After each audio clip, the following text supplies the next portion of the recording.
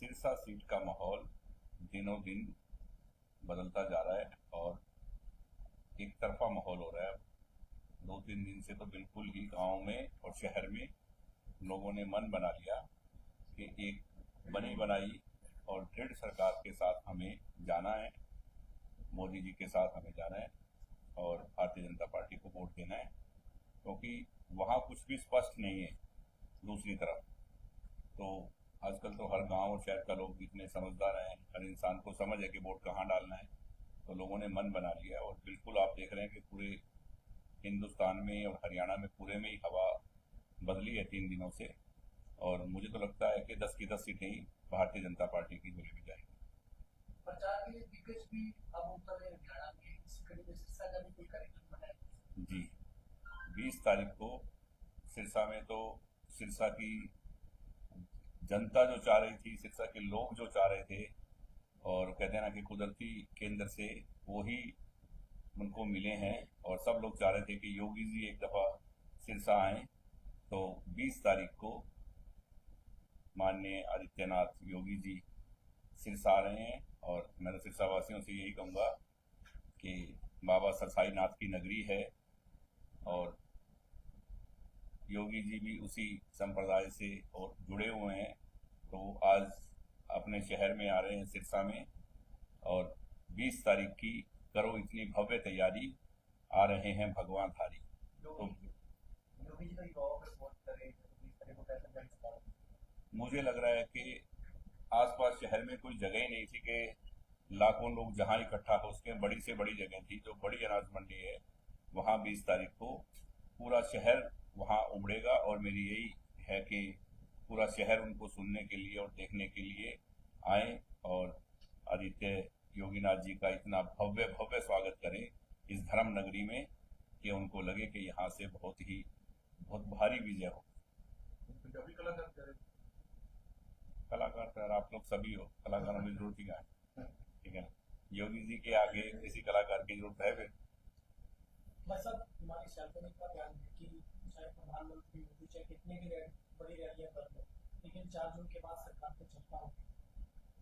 तो ये तो हर आदमी जो इलेक्शन लड़ता है वो ऐसी बात ही करता है, पर सच्चाई पूरे देश को ही पता है।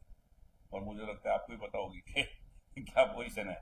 अगर उनसे पूछ लो कि प्रधानमंत्री किसको बनाओगी 4 के बाद, नाम बताओ, नाम बता देंगे? नाम ही नहीं है उनके पास प्रधानमंत्री का, तो आप वोट कैसे देंगे? अब उधर तो पता है ना, नरेंद्र मोदी जी को वोट डाल रहे हैं हम।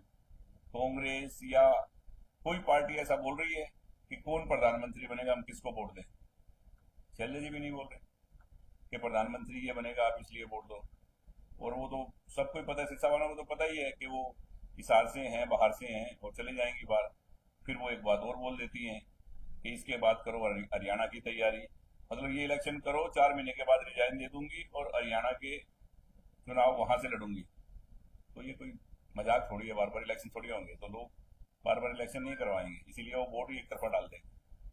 पिछले 2-3 दिनों से सब आपकी बहुत बड़ी भूमिका देखने को मिली है, बड़े रणनीतिकार के तौर पर आपको माना जाता है। देखो कैसी भूमिका देखो, हमने 3-4 इलेक्शन लड़े हैं सिरसा में। बड़े रणनीतिकार तो नहीं, पर लोगों का प्यार जरूर है। लोगों का प्यार बहुत हमारे साथ है, स्नेह बहुत है, आशीर्वाद बहुत है। और गांव में भी गया तो लोगों ने कहा नहीं, हम क्योंकि एनडीए का हिस्सा है हरियाणा लोकहित पार्टी, तो हम उसी उसी वजह से, उसी नाते कि भाजपा में होने के कारण, एनडीए में होने के कारण, और लगे हुए हैं दिन रात। और लोगों ने मन बनाया हुआ है एक्चुअल में स्थिर सरकार को, जिससे देश को आज मान सम्मान मिल रहा है। देश का आज विकास का पहिया बहुत तेज गति से चल रहा है कि उसमें कोई ब्रेकर ना लगे, उसमें कोई अड़चन ना आए। क्योंकि हमने बहुत बार देखा है 6-6 महीने में, साल साल में देश के प्रधानमंत्री 2-2 साल में बदलने के बाद देश की क्या हालत थी उस एक पीरियड में। तो ऐसी स्थिर सरकार के साथ सभी से मेरा निवेदन है कि मोदी जी के साथ चलें और देश तरक्की की राह पर जो चल रहा है उसको और आगे बढ़ाएं।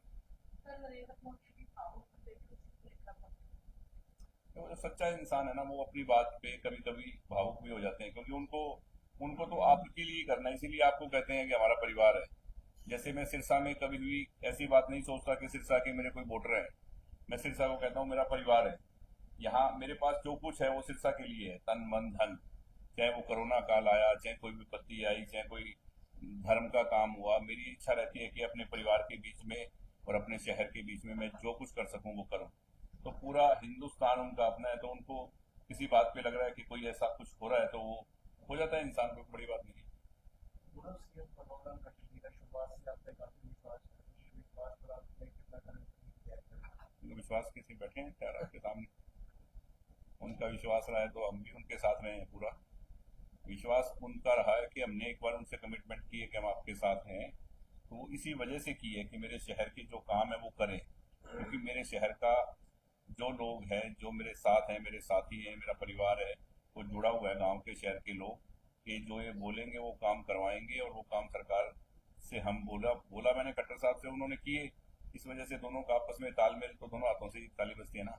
उन्होंने हमारे काम किया, हम उनके साथ हैं। बस अब भी कांग्रेस भी कह रही कि शिक्षा में तो गांधी परिवार से बड़े लोग भी आए हैं जो ये आ सकते हैं, तो उनकी रैली होगी। आपको लगता है कि कांग्रेस की रैली का पैसा हो जानी चाहिए ताकि मन में वहम भी ना रहे। मैं तो यही कहूँगा हो जानी चाहिए, नहीं तो फिर बाद में ये कहेंगे कि कोई आ नहीं पाया, वहां से टाइम नहीं मिला, इस वजह से हम हमारे साथ ये हो गया। ये वहम उनका दूर हो जाना चाहिए जरूर। आ जाना चाहिए किसी को।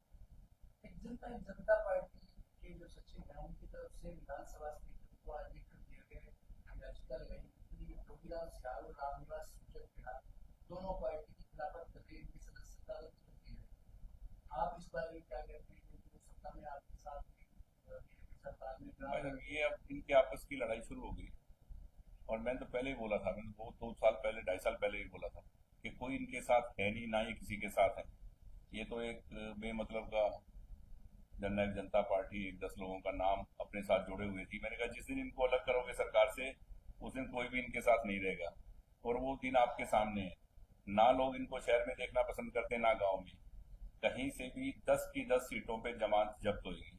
और आगे भी ये जब लड़ेंगे 90 की 90 सीटों पे, तो यही हाल होगा जो अब होगा 3 महीने पहले। तो आप देख लेना, आपके सामने होगा। यही हाल आज इनेलो का है, यही आज जीजीपी का है।